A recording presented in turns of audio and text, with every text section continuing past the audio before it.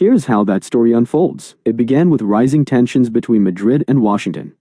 At the center of it all is Pedro Sanchez, Spain's Prime Minister, who is once again speaking out against the US and Israel over their military actions in Iran.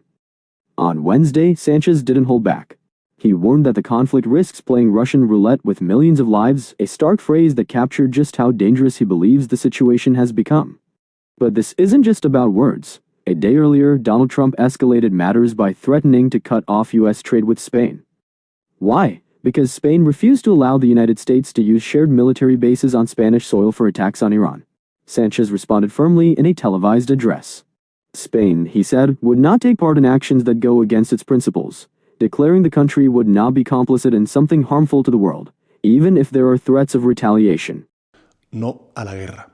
En primer lugar, no a la quiebra de un derecho internacional que nos protege a todos, especialmente a los más indefensos, a la población civil. En segundo lugar, no a asumir que el mundo solo puede resolver sus problemas a base de conflictos, de bombas. Y finalmente, no a repetir los errores del pasado. En definitiva, la posición del gobierno de España se resume en 4 palabras: no a la guerra. Now here's where it gets complicated. Spain is a member of the European Union, and the EU negotiates trade deals for all 27 member states. So it's unclear how Washington could single out Spain for a trade cutoff. Still, President Trump insisted the US could move ahead militarily regardless.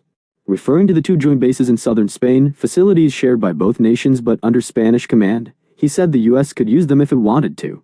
He suggested American forces could simply fly in and operate from there, adding that no one would stop them, though he also said they don't have to. Now Spain actually said that we can't use their bases, and that's all right. We could use their base if we want. We could just fly in and use it.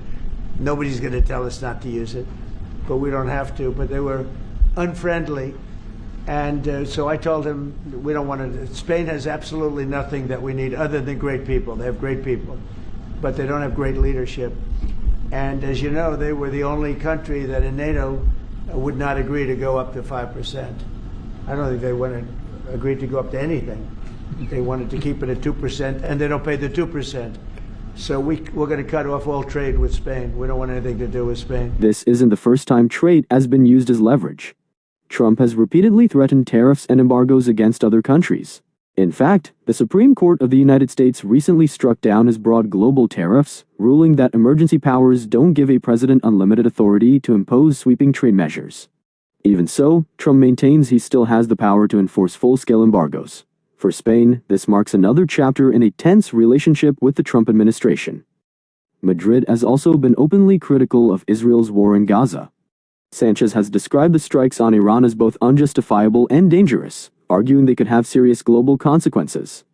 He even drew parallels to the Iraq War, pointing out how past interventions fueled instability and extremism. And in the end, Sanchez boiled Spain's position down to just 4 words: simple, direct, and unmistakable: no to the war.